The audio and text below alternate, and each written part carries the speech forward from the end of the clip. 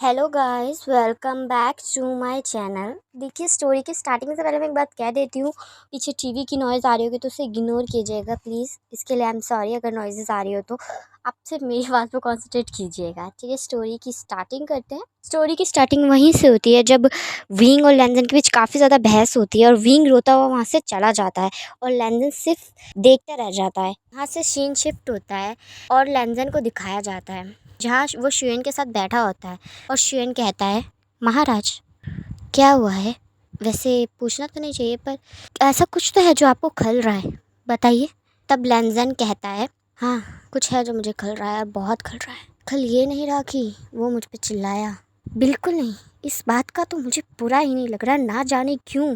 जबकि इस बात का तो मुझे सबसे ज़्यादा बुरा लगना चाहिए क्योंकि इस पूरे महल में इतनी हैसियत किसी में नहीं कि कोई मुझ पे चिल्ला सके। फिर भी मुझे इस चीज़ का बुरा नहीं लग रहा। मुझे बुरा लग रहा है कि वो रोता हुआ गया। उसके आंसुओं से मुझे तकलीफ क्यों हो रही है, ये बात मुझे समझ में नहीं आ रही है। कब से बस यही सोच रहा हूँ, फिर भी सोच सोच के भी कुछ और समझ में ही नहीं आ रहा। बुरा मुझे उसके आंसुओं का क्यों लग रहा है और लगना क्यों चाहिए? वो इतना इम्पोर्टेंट नहीं है। फिर भी फ़र्क पड़ रहा है मुझे। फिर भी फ़र्क क्यों पड़ रहा है मुझे? यहाँ से सीन शिफ्ट होता है और 2 डे बाद का दिखाया जाता है जहाँ लैंजन खिड़की के सामने खड़ा होता है और शुएन आके उसे बो करता है। तब लैंजन कहता है, क्या इन्फॉर्मेशन है? तब शुएन कहता है, महाराज वो विंग 2 दिन से खाना नहीं खा रहा। तब लैंजन कहता है, खाना नहीं खा रहा? और तब शुएन कहता है, और ना ही वो 2 दिन से कमरे से बाहर निकले हैं, ना ही किसी को कमरे में आने दे रहे हैं, और उनकी तबीयत भी ठीक नहीं है। तब लैंजन कहता है, मैं खुद जाके मिलूंगा। ये कह के लैंजन बाहर की तरफ जाने लगता है और शुएन भी उसके पीछे पीछे जाने लगता है।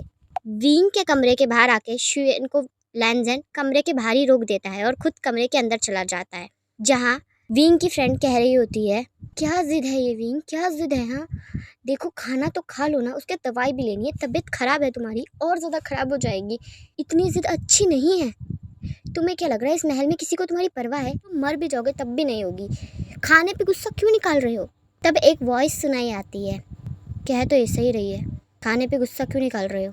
जैसे ही विंग और वो लड़की आवाज़ सुनते हैं तो तुरंत पलटते हैं, जिसे देखकर वह लड़की बहुत ज़्यादा डर जाती है और उसके हाथ से ट्रे गिर जाती है और वो अपने सर को झुकाते हुए कहती है, महाराज मेरा वो मतलब नहीं था, मैं तो बस वो गलती से निकल गया मेरे मुँह से। तब लैंजन कहता है, कुछ नहीं होता, तुम जा सकती हो।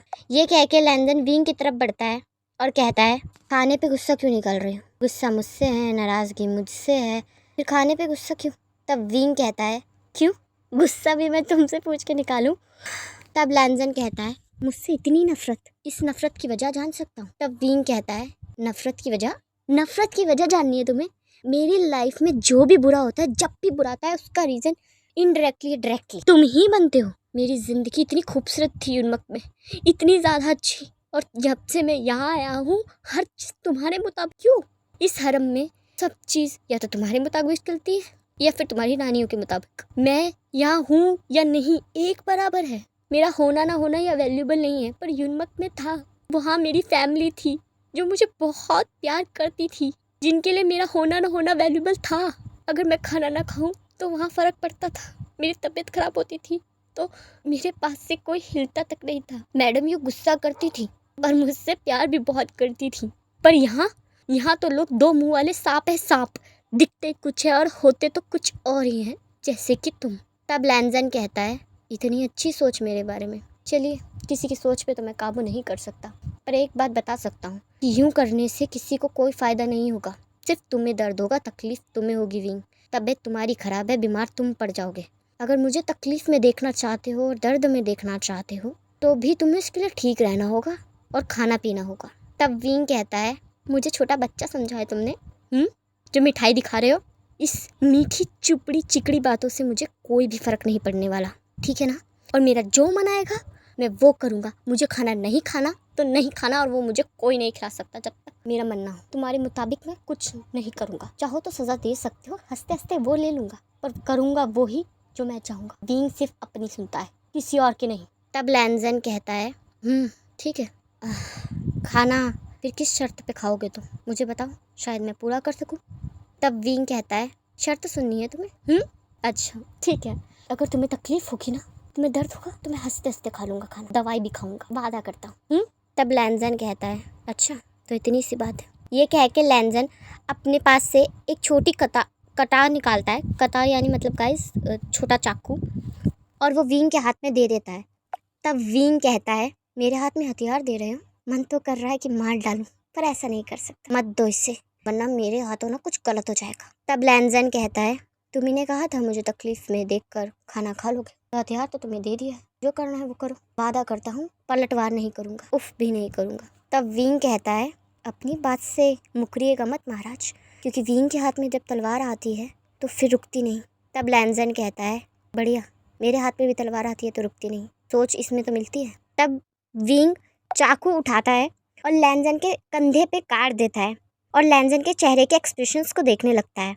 तब लैंजन बिना एक्सप्रेशन विंग की आंखों में देखते हुए और लैंजन विंग की आंखों में देखने लगता है और विंग भी लैंजन की ही आंखों में देख रहा होता है। तब विंग कहता है तुम्हें दर्द हो भी रहा है, ये चाकू नकली है। तब लैंजन कहता है चाकू लग सकता, खून तो नकली नहीं है उसका, क्या मुझे मारने का इरादा है? तब विंग कहता है मारने का इरादा होता ना तो चक्कू तुम्हारे गले पे होता और अब तक तुम जिंदा ना होते, कि मेरा निशाना कभी नहीं चूकता। मैं सिर्फ तुम्हें इतना दर्द देना चाहता हूँ कि तुम अपना कंधा 1 हफ्ते तक सही से इस्तेमाल ना कर सको, क्योंकि जितनी तकलीफ मुझे हुई है उसे मैं बयां नहीं कर सकता, इसलिए थोड़ी तकलीफ तो तुम्हें दे ही सकता हूँ, क्योंकि ये सजेशन तो आप ही का था महाराज। इस बात पे लैंजन एक स्माइल करता है। तब विंग कहता है मुझ पे हंस रहे हो, मैं मार नहीं सकता? तब लैंजन कहता है बिल्कुल नहीं, तुम में इतनी ताकत, इतना हौसला और इतना जज्बा है कि तुम मुझे मार सकते हो, कोई दो राय नहीं, पर तुम मुझे मार नहीं रहे, इसके लिए शुक्रिया, पर अब तो खाना खा लो वरना तुम्हारी तबीयत नासाज हो जाएगी। तब विंग अपना चाकू दूर कर लेता है और कहता है अगली बार से मेरे हाथ में हथियार मत देना, वरना कसम से तुम्हारा सर होगा और मेरा हाथ, और अगली बार तुमने ये तलवार मुझे इतने गुस्से में दी तो मैं बख्शूंगा तो बिल्कुल नहीं, चाहे उसके नतीजे कुछ भी हों। तब लैंजन कहता है एक बार तो देनी ही पड़ेगी, क्योंकि मैं भी देखना चाहता हूँ कि तुम लड़ता कैसे हो, किस तरह लड़ सकते हो, क्योंकि जिसके चक्कू पे करने में इतनी ताकत हो, जो मेरे कंधे को इतनी बुरी तरह घायल कर सकता है, तो उस लड़ने में तो मज़ा ही आएगा, चलता हूँ। ये कह के लैंजन उठता है और वहाँ से पास में पड़ी एक शॉल उठा लेता है, जो कि अपने ऊपर डाल लेता है, क्योंकि उसके वाइट क्लोथ्स पे खून के निशान दिख सकते थे इसलिए, और लोग सवाल करते और वो जवाब ना दे सकता, इसलिए उसने शॉल को अच्छे से लपेट लिया और वहाँ से बाहर चला गया। जैसे ही वो बाहर आता है तो शुएन देखने लगता है पर कुछ कहता नहीं है, सिर्फ अपने महाराज के पीछे पीछे चलने लगता है। लैंजन के वहाँ से जाते ही विंग के पास उसकी दोस्त आ जाती है और कहती है हुआ क्या था? हाँ कुछ हुआ था क्या? तब विंग कहता है इतना कुछ खास नहीं हुआ था, मुझे भूख लग रही है, खाना दो। तब विंग की दोस्त कहती है ऐसा क्या किया महाराज ने, तुम खाने के लिए मान गए? तब विंग कहता है जो तुम्हारे दिमाग में चल रहा है ऐसा कुछ नहीं हुआ है, और रोमांटिक तो बिल्कुल भी नहीं हुआ है, और वैसे भी उस इंसान का कोई रोमांटिक बात है? हाँ, वो इंसान ही रोमांस के लिए नहीं बना। तुम मुझे खाना दोगी? 2 दिन से कुछ नहीं खाया मैंने, भूख लग रही है, खाना दो। तब विंग की दोस्त कहती है जब तुम्हें इतनी भूख लगती तो तुमने पहले क्यों नहीं खाया? तब विंग कहता है मेरा नाम भी विंग है, जब तक सामने वाला इंसान जिसकी गलती है वो आके विंग से माफ़ी नहीं मांगता, विंग को रास नहीं आता। गलती इस समय तुम्हारे महाराज की थी, जब तक वो मेरे पास नहीं आते मैं नहीं खाता, और विंग जो चाहता है वो करवा के रहता। हो गया तुम्हारा, जल्दी लाओ मुझे भूख लग रही है बहुत तेज़।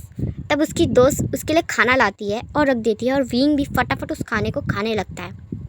यहाँ से सीन शिफ्ट होता है और लैंजन के रूम को दिखाया जाता है, जहाँ लैंजन के कहे मुताबिक शुएन सारी औषधि को लिया आता है कमरे में, और कमरे में से सब सर्वेंट्स को बाहर भेज देता है और कमरा लॉक कर देता है। जैसे ही लैंजन अपनी शॉल को हटाता है तो उसके कंधे पे दिख रहे जख्म को देखकर शुएन काफ़ी ज़्यादा परेशान हो जाता है और कहता है महाराज ये कैसे लगा? ये औषधि आपने अपने लिए मंगाई थी? ये औषधि क्यों मंगाई? मैं शाही वैद्यों को बुलाता हूँ। जैसे ही शुएन जाने वाला होता है तब लैंजन शुएन को रोकते हुए कहता है रुक जाओ, कोई ज़रूरत नहीं है, इतना बड़ा ज़ख्म नहीं है, मैं खुद का इलाज खुद कर सकता हूँ, ये तुम जानते हो ना। तब शुएन कहता है महाराज पर मुझे बताएं, आप तो सुबह से ठीक थे, मैं आपके साथ हूँ, थोड़ी देर के लिए तो मैंने अकेला। 1 सेकंड, क्या आप पे वार विंग ने किया? उसकी इतनी हिम्मत, लैंड क्लैन के महाराज पे हमला करा उसने, उसे तो मौत की सज़ा होनी चाहिए।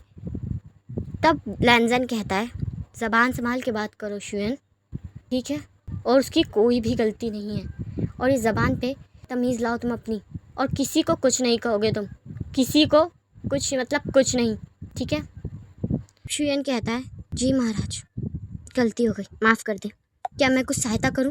तब लैंजन कहता है कोई ज़रूरत नहीं है, मैं खुद कर लूँगा, बस अपना मुंह बंद रखना। ये कह के लैंजन खुद ही के मरहम पट्टी करने लगता है। यहाँ से सीन शिफ्ट होता है और शाम का दिखाया जाता है, जहाँ विंग बैठ के अपनी पेंटिंग्स कर रहा होता है, पर इस बार उसकी पेंटिंग्स ख़राब बन रही होती हैं। तब विंग की दोस्त कहती है क्या हुआ, पहली बार तुम्हारे हाथ से ख़राब पेंटिंग क्यों? इतनी पेंटिंग में खराबियाँ तो तुम कभी नहीं करते, कुछ सोच रहे हो? तब विंग कहता है नहीं कुछ नहीं। तब उसकी दोस्त कहती है महाराज के बारे में तो नहीं? तब विंग कहता है तुम और तुम्हारे महाराज, मैं तो कह रहा हूँ तुम्हें तुम्हारे महाराज इतने पसंद है तो तुम्हें क्यों नहीं उन्हें इम्प्रेस कर लेती? हाँ, उस इंसान के बारे में मैं क्यों सोचूंगा, मैं नहीं सोचता उस इंसान के बारे में, कभी नहीं कभी नहीं कभी नहीं सोचूंगा उसके बारे में, अकड़ू खड़ूस अड़ियल, मैं नहीं सोचता। पर विंग के दिमाग में बस एक ही बात चल रही होती है, क्या वो चक्कू ज़्यादा तेज लग गया था? ज़्यादा तो नहीं गड़ गया था, उसे खून निकल रहा था, तकलीफ़ हो रही होगी क्या उसे? पर वह सोचता है मैं क्यों सोच रहा हूँ ये सब, मैं सोच ही क्यों रहा हूँ ये सब, मुझे तकलीफ़ देते वक्त तो उससे तकलीफ़ नहीं होती, तो फिर मैं उसकी तकलीफ़ के बारे में क्यों सोचूं? वैसे भी वो मतलब इंसान है, सबसे ज़्यादा मतलबी। मैं नहीं सोचूंगा उसके बारे में, विंग को कोई ज़रूरत नहीं है किसी और के बारे में सोचने की, मैं अपने लिए काफ़ी हूँ।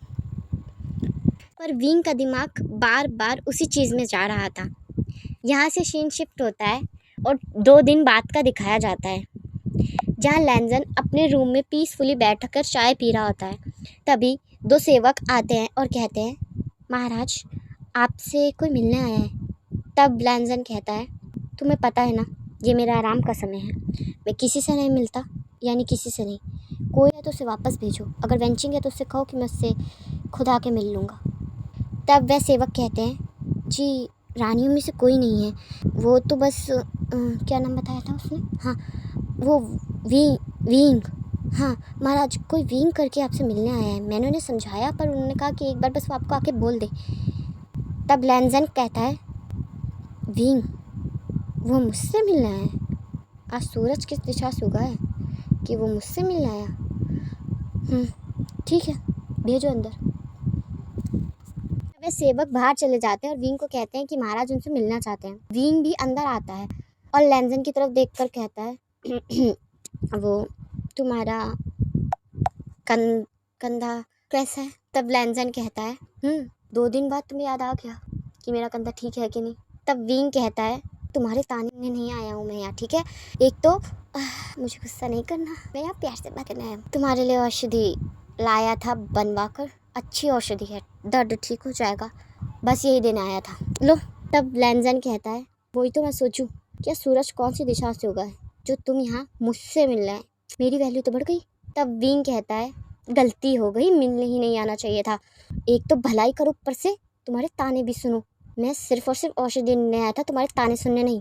लेनी है लो, नहीं लेनी मत लो, फेंकना है फेंक दो, जा रहा हूँ मैं यहाँ से, गलती हो गई, अगली बार से नहीं आऊँगा मिलने। ये कह के विंग जाने लगता है। तब लैंजन विंग का हाथ पकड़ लेता है और कहता है रुक जाओ भाई हो तो, मैं बस मजाक कर रहा था। तब विंग कहता है मुझे नहीं रुकना, नहीं रुकना, बिल्कुल नहीं, 6 खासे मूड के साथ आया था यहाँ मिलने, मूड का सत्यानाश करके बात कर रहे, रुक जाओ, नहीं रुकना मुझे बिल्कुल भी, अकेले रहो जैसे भी बैठे थे, चाय पियो चाय। ये कह के विंग वहाँ से निकल जाता है और लैंजन सोचने लगता है जब जब ये मुझसे मिलता है तो गुस्सा क्यों करता है ना जाने, पहला शख्स है ये जो मुझ पे इतना गुस्सा करता है, और मैं क्यों सामने से गुस्सा नहीं करा, ये मुझे क्यों समझ में नहीं आ रहा, पता नहीं क्या हो रहा है, मुझे क्या चल रहा है मेरे दिमाग में। हमारे गुस्से के बदले मुझे गुस्सा करना चाहिए था, पर यहाँ मैं स्माइल कर रहा हूँ। और औषधि देने के लिए शुक्रिया, इसे ज़रूर लगाऊंगा। यहाँ से सीन शिफ्ट होता है और रात का दिखाया जाता है, जहाँ विंग नॉर्मली अपने कमरे में बैठा होता है और अपने दोस्त के साथ बातें कर रहा होता है। तभी अचानक से लैंजन वहाँ आता है, जिसे देखकर उसकी दोस्त खड़ी होती है, वो करती है और वहाँ से चली जाती है, क्योंकि उसे पता था महाराज का यहाँ आना यानी उसे चुपचाप जाना पड़ेगा। विंग उसे देखकर हैरान हो जाता है और कहता है तुम यहाँ क्या कर रहे हो।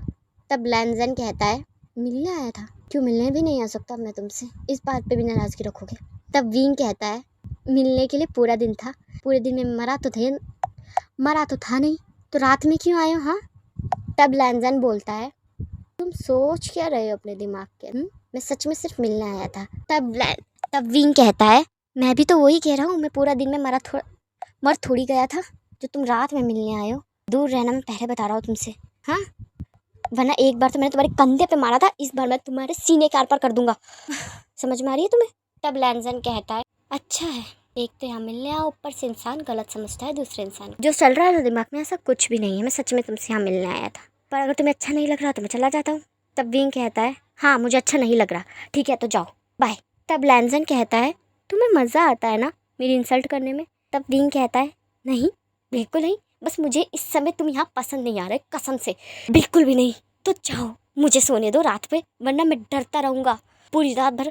निकलो प्लीज़, जा रहे थे ना तुम, जाओ ना, मुझे सोने दो रात में। जिसके पास जाओगे ना वैसे भी बहुत खुश हो जाएगा तुम्हें देखकर, बहुत ज़्यादा, बता रहा हूँ मैं। और जो तुमसे खुश हो सकते हैं तो उन्हें जाके खुश करो। वैसे भी मेरा क्या स्टेटस है, कुछ भी नहीं है ना। बाय बाय, मैं सोने जा रहा हूँ। ये कह के विंग बिस्तर पे लेट जाता है, अपने कंबल को अपने सर तक कर लेता है और लैंजन उसे देखकर सॉफ्ट स्माइल करने लगता है और वहाँ से चुपचाप चला जाता है। जिसे देखकर शुएन कहता है महाराज ठीक है, आप अचानक से बाहर क्यों आ गए। तब लैंजन कहता है क्योंकि वो नहीं चाहता था कि मैं कमरे में रुकूं, उसी ने मुझे निकाला है। तब शुएन कहता है अच्छा मजाक है, क्या बोल रहे, उसने आपको सच में निकाला है। तब लैंजन कहता है उसने सच में मुझे कहा कि मैं यहाँ से निकल जाऊँ, उसे सोना है। पहला इंसान है वो जिसने मुझे इतनी बुरी तरह इग्नोर किया है और मेरे मुंह पे कहा है कि मैं कमरे से निकल जाऊँ। चलो कुछ नहीं होता, वैसे सच में मिलने मैं गया उससे सिर्फ मिलना ही था, पर लगता है कि वो इस समय उससे बात नहीं करना चाहता, तो कोई मुनासिब समय देखकर उससे मिल लूँगा। चलो अपने कमरे में चलते हैं शुएन। ये क्या है कि लैंजन आगे चला जाता है और शुएन मन में सोचने लगता है ये महाराज को हो क्या गया है। एक तो एक ओमेगा ने उन्हें कमरे से निकाल दिया, ऊपर से इस बात को उन्हें बुरा नहीं लग रहा। ये हंस क्यों रही है मुझे समझ में क्यों नहीं आ रहा। इतने साल में तो कभी ऐसे, पर इन बीते दिनों में तो इतना मुस्कुरा रहे हैं कि सामने वाले को डायबिटीज़ हो जाएगी। और अगर मैंने कुछ कहा तो मेरा सर कलम। छोड़ो मैं चुप रहता हूँ। चलिए गाइज मैं इस पार्ट को यहीं एंड करती हूँ। ये पार्ट कैसा लगा मुझे कमेंट में बताइएगा, वीडियो को लाइक कर दीजिएगा, चैनल में पहली बार आए तो सब्सक्राइब कर दीजिएगा।